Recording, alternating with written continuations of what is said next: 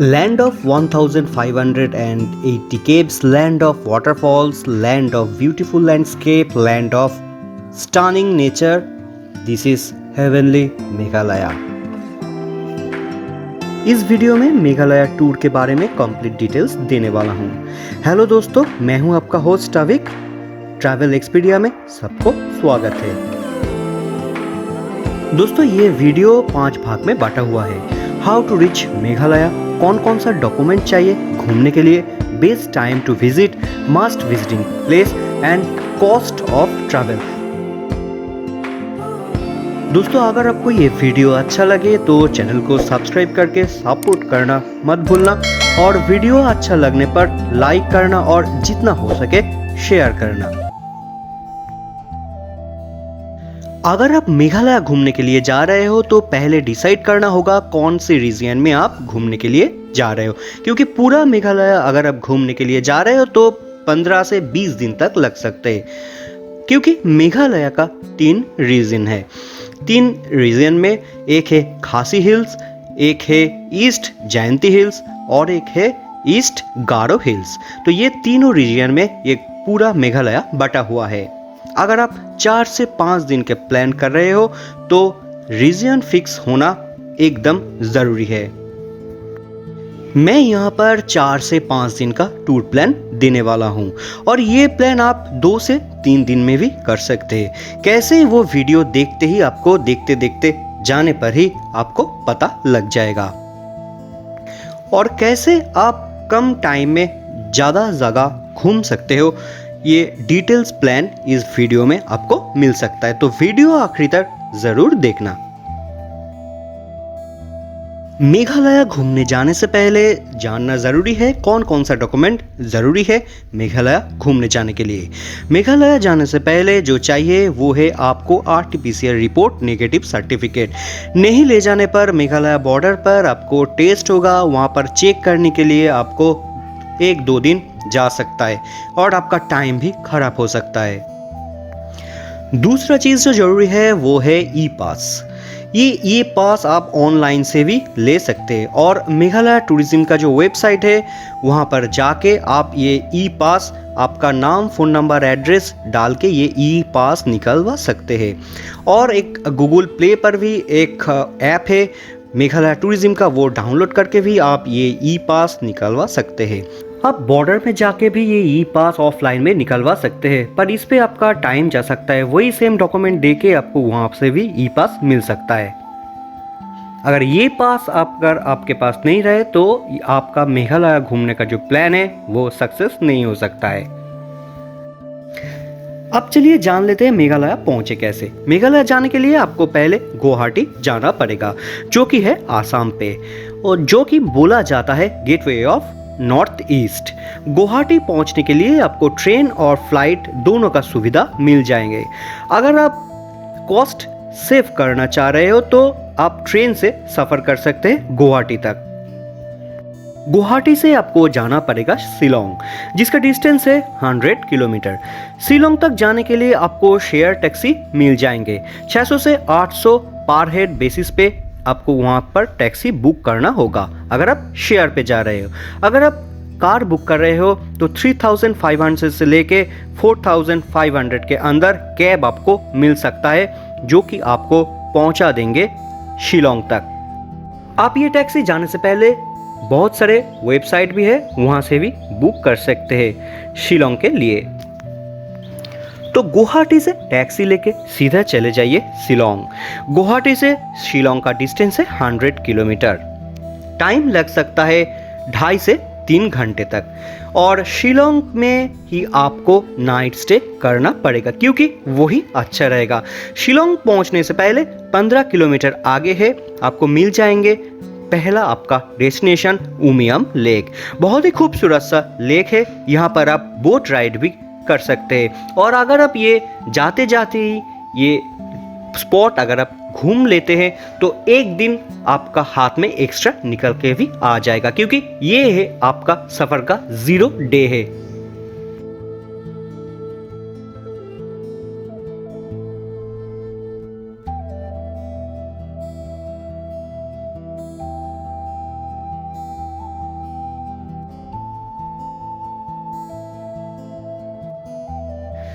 उसके बाद आप सीधा चले आइए शिलोंग टाउन पर। वहाँ पर ही आपको होटल मिल जाएंगे। 2500 से लेके 3500 के अंदर बहुत ही अच्छा रूम आपको मिल जाएंगे, पर यहाँ पर होटल का कॉस्ट ज़्यादा है। कम बजट में अगर आप रुकने के लिए चाह रहे हैं तो यहाँ से 1-1.5 किलोमीटर बाहर आपको होटल मिल सकता है। शाम तक आप घूम लीजिए वहाँ का पुलिस बाजार, क्योंकि यहाँ पर ही लोकल फूड का बहुत सारे दुकान है, रेस्टोरेंट है। आप यहाँ का लोकल खाने का लुत्फ भी उठा सकते हैं। दूसरे दिन मतलब कि डे 1 पे आप एकदम सुबह निकल आइए घूमने के लिए। बहुत सारे साइट सीन है। 6 से 7 बजे के अंदर निकल आइए, क्योंकि 8 से 8:30 बजे तक यहाँ पर ट्रैफिक ग्रो करने लगता है और ट्रैफिक जाम भी लगा रहता है। जितना अर्ली आप निकल सकते हैं, ये साइट सीन करने पे भी आपको आसानी होगा। पहले दिन आपको निकलना है चेरापूंजी के लिए, जिसका ओरिजिनल नाम है शोरा। शिलोंग से शोरा का डिस्टेंस है 55 किलोमीटर। टाइम लग सकता है 2 से 2.5 घंटे के आसपास।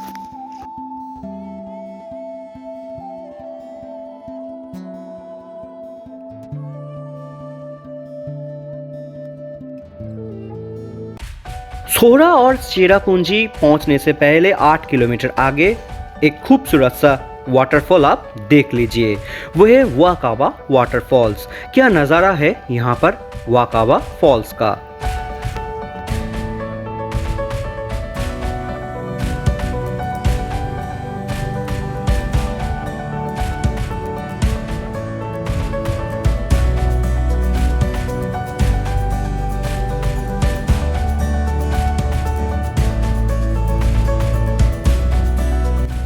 उसके बाद है डेंटलेन वाटरफॉल्स, जो कि 30 मिनट दूरी पर है वाकाबा से। यहाँ पर आपको फॉल्स के एकदम ऊपर का नज़ारा मिल जाएंगे। ऊपर से यह फॉल्स का नीचे पड़ने का जो नज़ारा है वो आपको मोहित कर देंगे। मिसप्रोनाइजिंग व्यू है यहाँ का।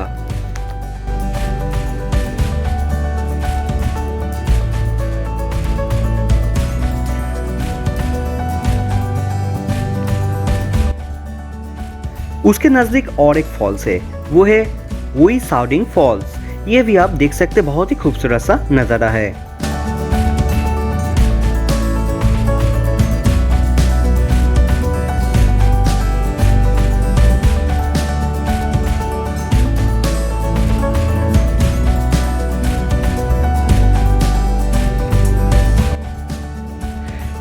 ये देख के आप निकल आइए नो कालिकाई फॉल्स देखने। यहाँ पर और एक खूबसूरत सा फॉल्स, कितना ऊपर से गिर रहा है ये पानी, ये देख के आपको पता ही लग चुका होगा। और अगर आप सोहरा घूम रहे हैं, सोहरा देख रहे हैं, तो आपको अब तक पता लग चुका है, क्योंकि ये सोहरा और चेरापूंजी फॉल्स के लिए जाना जाता है। बहुत सारे फॉल्स यहाँ पर है।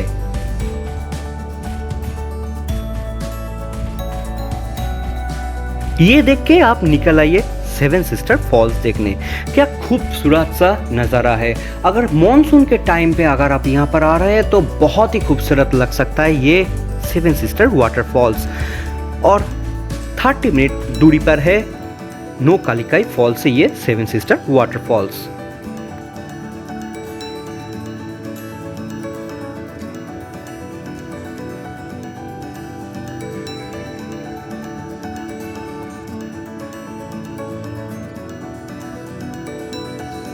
उसके बाद आप चले आइए किनरिम फॉल्स पे, जो कि 18 किलोमीटर दूरी पे है। टाइम लग सकता है 40 मिनट के आसपास। स्टेप बाय स्टेप ये झरना ऊपर से नीचे आ रहा है। क्या खूबसूरत सा नज़ारा है। ये चेरापूंजी फॉल्स के लिए ही जाना जाता है।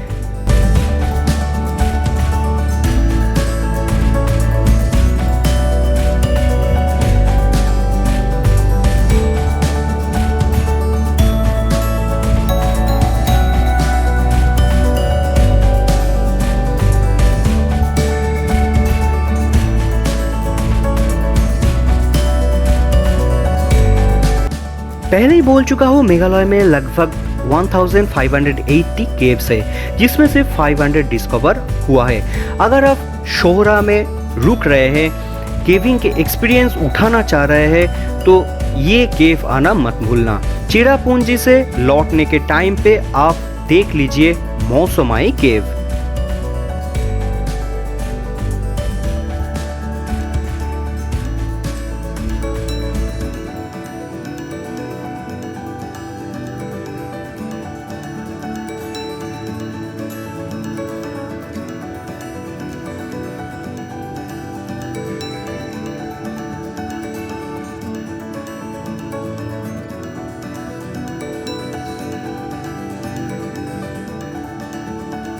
यहाँ पर डे 1 खत्म हो रहा है। अगर आप चेरापूंजी और शोहरा पे रात बिताने के लिए जा रहे हैं तो दूसरे दिन मतलब कि नेक्स्ट डे आप निकल जाइए। मस्ट विजिट प्लेस है double decker living root bridge.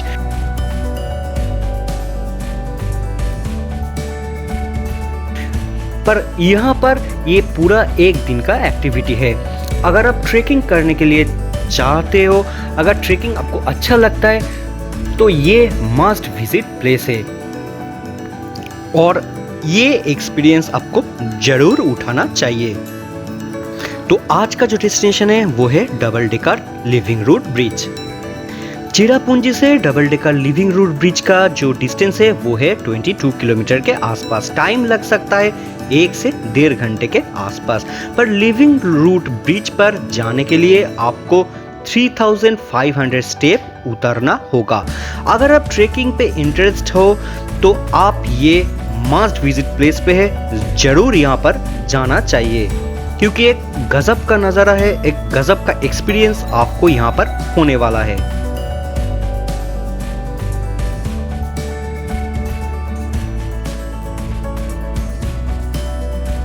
ये दूसरा दिन का आपका अगर लिविंग रूट ब्रिज पे जाने का प्लान है तो ये रात भी आपको चेरापूंजी में गुजरना पड़ सकता है और गुजरना पड़ेगा ही क्योंकि ये साइट सीन आपको देखने के लिए पूरा एक दिन लग सकता है। मैं पहले भी बोल चुका हूँ। तो ये रात आप चेरापूंजी में बिता सकते हो।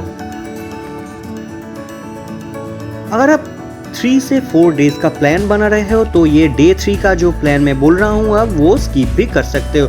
अगर हाथ पे टाइम है तो डे 3 पे आप ये कर सकते हो। डे 3 पे आप निकल सकते हो 85 किलोमीटर डिस्टेंस पे डाउकी। क्लियर वाटर रिवर है ये डाउकी। यहाँ पर बोटिंग का बंदोबस्त है, वो एक्सपीरियंस भी आप ले सकते हो।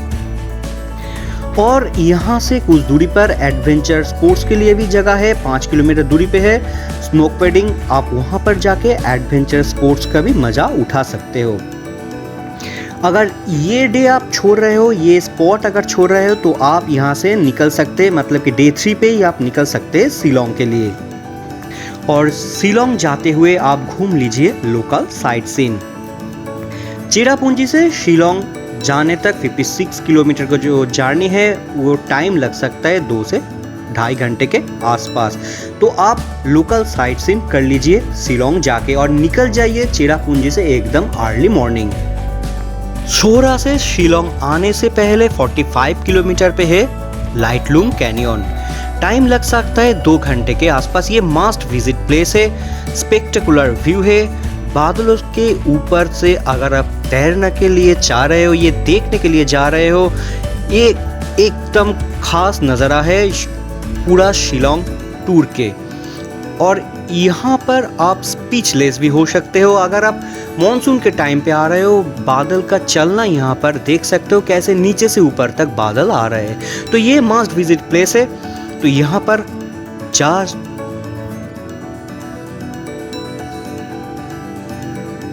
और यहाँ से पूरा वैली का जो नज़ारा है वो है स्पेक्टेकुलर और मेस्मराइजिंग और स्पेल बाउंड।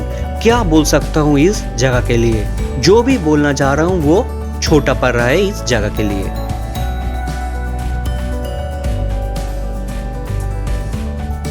यहाँ से 22 किलोमीटर दूरी पे है और एक ब्यूटीफुल सा प्लेस जहाँ पर आना ज़रूरी है, वो है शिलोंग पीक। आप शिलोंग पीक के आके सनराइज सनसेट भी देख सकते हैं यहाँ पर। यहाँ से पूरा शिलोंग टाउन, पूरा शिलोंग का जो सीन है, जो व्यू है वो खास ही है। तो ये आपको मस्ट विजिट करना ही पड़ेगा।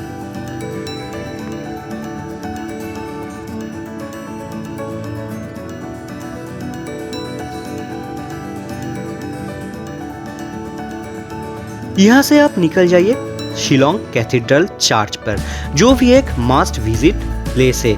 यहाँ पर आना ज़रूरी है। बहुत ही खूबसूरत सा ये चर्च है, पर अंदर घुस पे कैमरा मत करना क्योंकि ये यहाँ पर स्ट्रिक्टली प्रोहिबिटेड है।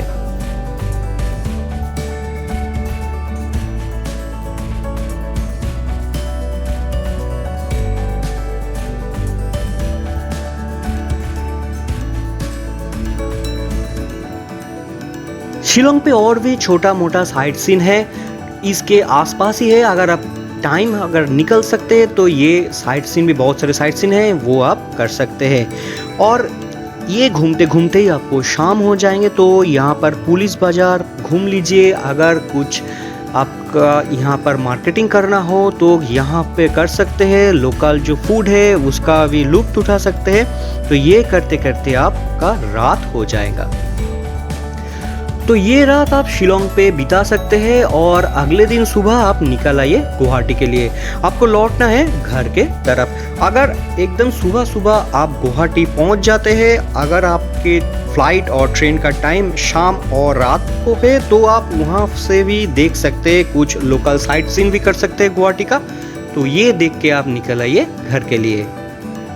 अब चलिए जान लेते हैं शिलोंग पे घूमने के लिए बेस्ट टाइम कौन कौन सा हो सकता है। देखिए, शिलोंग पे अगर घूमने के लिए जा रहे हैं तो अक्टूबर से फरवरी मेरे हिसाब से एक अच्छा टाइम है अगर शिलोंग पे आप घूमने के लिए आ रहे हो, क्योंकि उस टाइम पे थोड़ा होटल का कॉस्ट भी कम रहता है, बहुत कम नहीं तो थोड़ा सा कम रहता है। और यहाँ पर मानसून के टाइम में बहुत भीड़ लगा रहता है, पर मानसून में यहाँ पर बहुत बारिश भी होता है। तो यहाँ पर ये मेघालय है, यहाँ पर बारिश देखने के लिए टूरिस्ट जमा होते हैं। तो ये भीड़ अगर आपको छोड़ना है, मतलब कि भीड़ भाड़ आपको पसंद नहीं है, तो ये अक्टूबर से फरवरी तक बहुत ही अच्छा टाइम है ये मेघालय, शिलोंग, ये सारे जगह घूमने के लिए।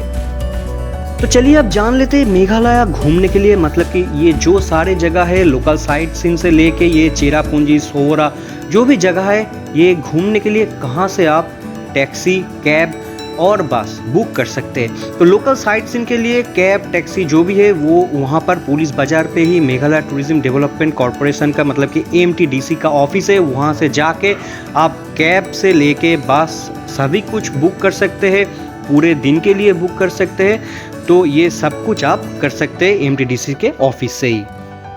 तो चलिए अब जान लेते हैं यहाँ पर जो पूरा मेघालय जो घूमने के लिए आप आ रहे हैं तो क्या खर्चा आपको उठाना पड़ सकता है। तो देखिए, पहले जो यहाँ पर 3 से 4 दिन के लिए जो टूर है, यहाँ का जो गाड़ी का, मतलब कि जो कैब हो, जो भी कुछ हो, जो कॉस्ट आ सकता है वो 15,000 से लेके 18,000 के आसपास आ सकता है। अगर 2 जन आप यहाँ पर घूमने के लिए आ रहे हैं तो पर डे बेसिस से 1,500 लग सकता है खाने पीने के लिए।